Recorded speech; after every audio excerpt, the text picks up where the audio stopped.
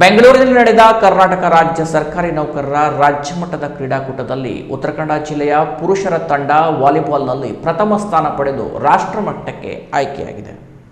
ಮೇ 23ರಿಂದ 25ರವರೆಗೆ ಬೆಂಗಳೂರಿನಲ್ಲಿ 2026-27ನೇ ಸಾಲಿನ ಕರ್ನಾಟಕ ರಾಜ್ಯ ಸರ್ಕಾರಿ ನೌಕರರ ರಾಜ್ಯ ಮಟ್ಟದ ಕ್ರೀಡಾಕೂಟ ನಡೆದಿತ್ತು. ವಾಲಿಬಾಲ್ ವಿಭಾಗದಲ್ಲಿ ನಡೆದ ರೋಚಕ ಪಂದ್ಯಾವಳಿಯಲ್ಲಿ ಬಲಿಷ್ಠ ತಂಡವಾದ ಬೆಂಗಳೂರನ್ನು ಮಣಿಸಿದ ನಮ್ಮ ಉತ್ತರ ಕನ್ನಡ ಜಿಲ್ಲೆಯ ಪುರುಷರ ತಂಡವು ಗೆಲುವು ದಾಖಲಿಸಿ ರಾಷ್ಟ್ರಮಟ್ಟಕ್ಕೆ ಆಯ್ಕೆಯಾಗಿದೆ. ವಾಲಿಬಾಲ್ ಆಟದಲ್ಲಿ ಯಾವಾಗಲೂ ನಮ್ಮ ಜಿಲ್ಲೆಯ ತಂಡ ಮೇಲುಗೈ ಸಾಧಿಸುತ್ತದೆ ಎಂಬುದನ್ನು ಮತ್ತೊಮ್ಮೆ ಸಾಬೀತುಪಡಿಸಿದೆ.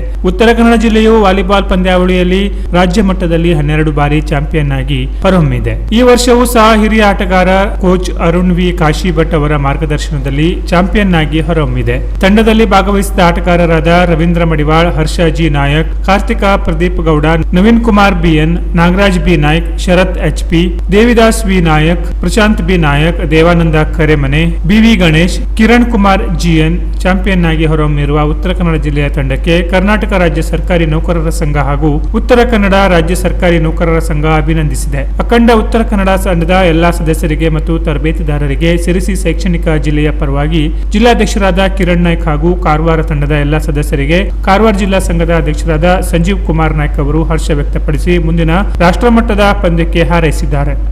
Canara plus news, Sirsi.